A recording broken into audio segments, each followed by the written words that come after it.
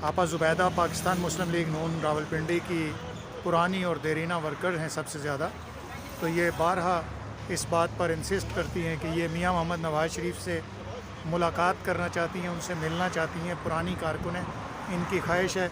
जी आपा ज़ुबैदा साहब, अभी भी वही ख्वाहिश दिल में पल रही है या पूरी हुई है? अभी पल रही है, ख्वाहिश पूरी नहीं हुई, मेरी मुलाकात नहीं हो सकती। तो आप क्या कहते हैं, क्या कोई पैगाम देना मियाँ साहब को? मियाँ साहब को मैं ये पैगाम दे रही हूँ कि मेरी मुलाकात होनी चाहिए, मैं कोई बातें शेयर करूँगी।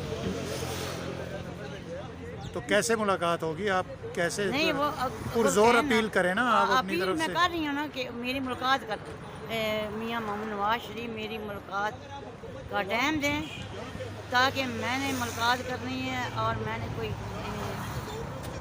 डिस्कस करनी है कोई चीज़ें।